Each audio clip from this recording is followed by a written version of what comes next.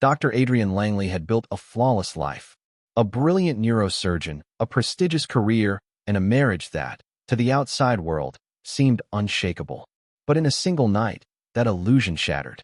Returning home earlier than planned from an esteemed medical conference in Geneva, he had been eager to share groundbreaking discoveries in neural interface technology with his wife. The excitement that had accompanied him on his journey back now sat heavy in his chest, an inexplicable sense of unease gripping him as he navigated the winding coastal highway. The Atlantic stretched endlessly beside him, the setting sun casting waves in hues of amber and crimson, a stark contrast to the storm brewing within.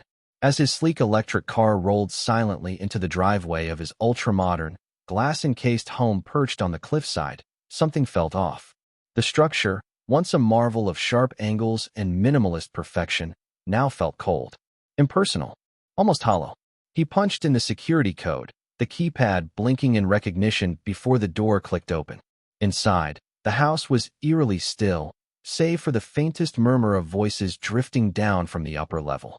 Then came a sound that sent ice through his veins, his wife's laughter, carefree and intimate, followed by a hushed whisper in a voice that was not his own. His pulse pounded in his ears as he scanned the entryway. By the door rested an unfamiliar pair of men's leather shoes, expensive, refined, and distinctly out of place. A lesser man might have stormed upstairs in a blind rage. Adrian did not. Years of surgical precision had trained him to control his emotions, to remain detached even under immense pressure. Instead, he moved with calculated silence, ascending the stairs with the same measured control he applied in the operating room. The door to his private study stood ajar. Through the narrow gap, he saw them, his wife, tangled in another man's arms, her fingers threading through his hair as his lips traced her neck. The betrayal itself was devastating, but what truly made his blood run cold was the stack of papers strewn carelessly across the desk. Reports, confidential research, documents detailing the very project he had dedicated years of his life to. This wasn't just infidelity. This was something far worse. Adrian stepped back, retreating as silently as he had entered. Confrontation would accomplish nothing. Not yet. Instead, he walked away, leaving behind the fragments of a life that had already begun to crumble. Later, parked on a deserted stretch of beach, he let the cool night air fill his lungs, his thoughts racing as he stared at the inky waves. Anger, grief, disbelief, they were all there, clawing at his mind. But they would not dictate his next move. No, he would not be ruled by emotion. He was a man of intellect, and now, that intellect would become his weapon. The next morning, he walked into the sterile halls of the city's leading medical institution, his expression unreadable.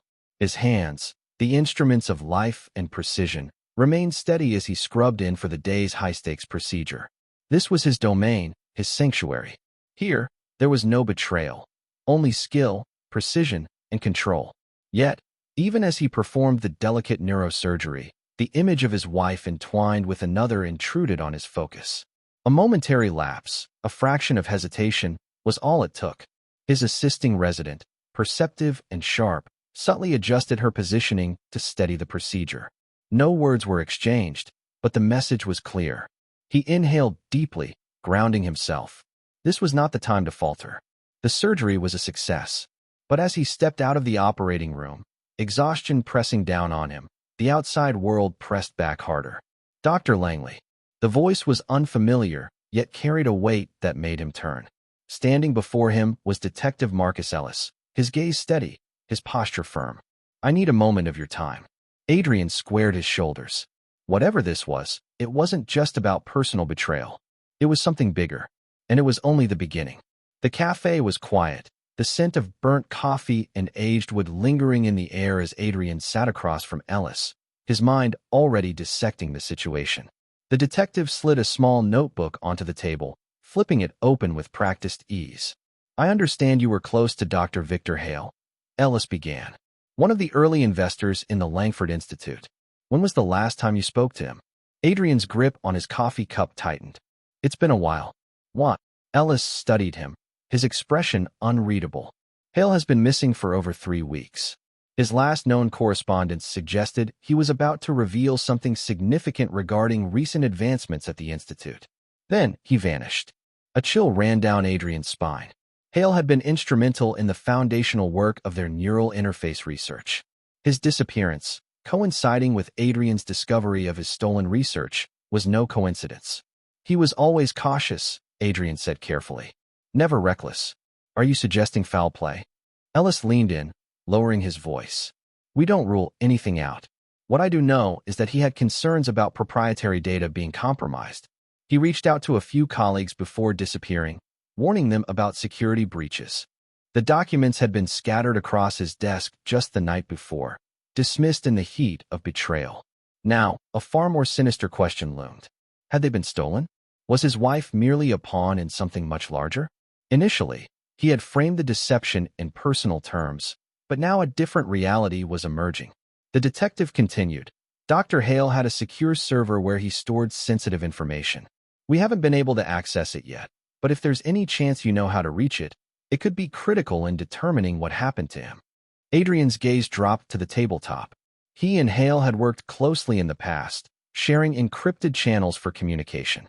If something had happened to Hale, traces of his findings might still linger in those digital corridors. I'll see what I can find, Adrian said finally, his voice steady. If there's any data left, I'll retrieve it. Ellis nodded and stood to leave. Be careful, Dr. Langley. If what Hale discovered was enough to make him disappear, you might be next. As Adrian watched the detective walk away, a heavy sense of unease settled over him. The pieces of his life were shifting rapidly, and each revelation only deepened the chasm beneath him. His wife's betrayal had consumed his thoughts, but now a darker question surfaced. Had he been blind to something far more dangerous? That evening, Adrian returned home with renewed urgency. He bypassed the main living space and entered his private office, securing the door behind him. With practiced precision, he accessed the encrypted system he and Hale had once shared. The familiar interface appeared, a stark reminder of the secrets buried within their work. Lines of code scrolled across the screen as he searched for any sign of Hale's last transmissions. Hours passed before he found what he was looking for, a fragmented message, hastily uploaded before the signal was lost. Data breach confirmed. They know. Prototype compromised. Do not trust anyone within the Institute. Monitor the anomaly in test subject 142. This changes everything. Adrian's pulse quickened. The message was vague but damning. The breach wasn't theoretical. It had already happened. More disturbingly, someone had been monitoring their test subjects, possibly manipulating outcomes. He didn't need further confirmation that his wife and her accomplice were involved. They hadn't just betrayed him. They had betrayed the very principles that had guided his work. A noise from the hallway yanked him from his thoughts. A floorboard creaked, light and cautious. He wasn't alone. Shutting the terminal, Adrian reached for the steel letter opener in his drawer, a crude but effective precaution. He moved silently to the door, listening. The silence was suffocating. Then, a shadow flickered beneath the gap. He inhaled sharply, every nerve on high alert. His entire career had been spent mastering the balance of human fragility and resilience. Now, it seemed, he would have to apply that knowledge in ways he had never anticipated. The storm had only just begun. Adrian barely had time to process the weight of the message he had uncovered before the soft creak of another floorboard sent his pulse into overdrive. Someone was there. His hands remained steady as he gripped the letter opener and pressed his ear against the door. The shadow outside hesitated, then vanished down the hallway. Had they seen what he had found? Were they after him, or was this just an attempt to intimidate? He wasn't about to wait and find out. Moving swiftly but without panic, he shut down his terminal, erasing all traces of his activity. He needed to leave. But first, he had to know who was behind this. He checked the security feed on his tablet, black screen. The footage had been cut minutes ago. Someone had planned this. Descending the back staircase, he slipped through the kitchen and out the side entrance. The crisp night air filled his lungs as he reached his car. Just as his hand touched the door handle, headlights flicked on at the end of the long driveway. A sleek black SUV idled there, its presence an unmistakable warning. Adrian had two options, confrontation or escape. Lacking the firepower for the former, he chose the latter. Sliding into the driver's seat, he started the engine and threw the car into gear. The SUV reacted immediately, pulling onto the road behind him as he sped toward the city. His mind raced through potential safe havens. There was only one person he could trust, Detective Marcus Ellis. Adrian punched in his number. "I need to meet. Now." Ellis hesitated. "Langley, it's late. What's going on?" "Someone's following me. I found something about Hale, something big." The detective sighed, but the edge in his voice betrayed his concern. "Meet me at the old pier. You've got 10 minutes. Adrian pushed the car harder, weaving through near-empty streets. He knew this was dangerous, but he had no choice. If Hale had been silenced, he was next. The pier was desolate. Wooden planks creaked underfoot as Adrian exited the car. Ellis was already there, eyes scanning the darkness. "Talk," the detective said. Adrian handed him the tablet. Ellis scrolled through the fragmented messages, his face darkening. "This confirms it. Hale was onto something, and it got him killed." Adrian exhaled. "And now they know I'm digging."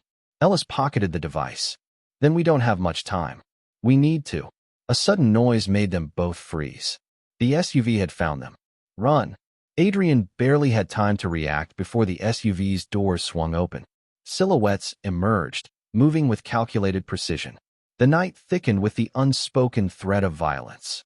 Ellis grabbed Adrian's arm, yanking him into motion just as a voice called out. "Dr. Langley, there's no need to run." Adrian didn't stop. His instincts, honed through years of high-stakes surgery, dictated his next steps, calm, measured, yet swift. The pier offered few options, but an old service ladder leading to the understructure caught his eye. He sprinted toward it, Ellis close behind. Bullets shattered the silence, striking wood and metal as they clambered down. Salt air burned Adrian's lungs as he climbed, his grip tightening on the rusted rungs. The labyrinthine support beams beneath the pier offered temporary cover, but not for long. "Keep moving," Ellis ordered, weapon drawn. Above them, hurried footsteps thudded against the wooden planks, voices cutting through the wind. Adrian followed Ellis, weaving through the maze of beams and shifting shadows. The detective moved with the practiced ease of a man who had been hunted before, guiding them toward the far end of the beach. When they finally emerged, the city skyline loomed ahead, its flickering lights a distant promise of refuge. A nondescript sedan was parked along a back road leading away from the shore. Ellis gestured toward it. "Get in." Adrian hesitated for a fraction of a second, casting a glance back toward the pier. Their pursuers were still searching, voices carried on the wind. He slid into the passenger seat and slammed the door shut. Ellis started the car, gravel spraying as they sped away. Only when they were several miles out did Adrian speak. "They knew where I'd be." Ellis' grip on the wheel tightened. "Which means we've got a leak." Adrian's thoughts churned. His research, the stolen data, Hale's ominous message. The implications settled on his chest like a tightening vice. Ellis turned onto a dimly lit road, slowing the car to a stop. "We need to lay low until we figure out our next move." Adrian stared into the darkness. This was far from over. The chase had only begun. For the next hour, they drove in tense silence, the hum of the engine the only sound between them. The city lights faded, replaced by the skeletal remains of an abandoned industrial complex on the outskirts of town. Ellis pulled into a concealed alleyway, killed the headlights, and shut off the engine. Adrian exhaled, raking a hand through his hair. "We can't keep running," he muttered. "We need to get ahead of this. Staying on the defensive will only buy us time." Ellis nodded, fingers drumming against the steering wheel. "I know someone. Someone who trades in information, the kind that never makes it into official reports." He scrolled through encrypted contacts, found a name, and made a call. The exchange was brief. A location was sent through a secure line. Moments later, they were back on the road, heading toward a meeting that could shift the balance of their fight. The rendezvous point was an old train depot, long abandoned, a rusting relic of another era. Ellis and Adrian stepped out, their breath visible in the cold night air. Near a corroded cargo container, a lone figure waited, half shrouded in the darkness, a cigarette glowing between gloved fingers. "You're late," the voice murmured, quiet yet sharp against the stillness. Ellis crossed his arms. "You're lucky we showed it all." The informant chuckled, taking a long drag before exhaling a plume of smoke. "Word travels fast. Your little escape at the pier didn't go unnoticed." The cigarette hit the ground, embers snuffed beneath a boot. You need leverage. I can give it to you. Adrian stepped forward, voice steady. What do you know about the breach? About Hale's disappearance? The informant pulled a flash drive from his coat pocket, turning it between his fingers. Everything you need to take them down is right here. He paused, then smirked. But it comes with a price. Ellis tensed. We don't have time for games. Then act fast, the informant said coolly. Because you're running out of options. Adrian hesitated only a moment before snatching the drive. Then the night shattered. A low growl of approaching engines. Headlights flaring in the distance, slicing through the darkness like a blade. They found you, the informant muttered before vanishing into the shadows. Good luck. Ellis grabbed Adrian's arm. We move. Now. The chase wasn't over. It had only just begun.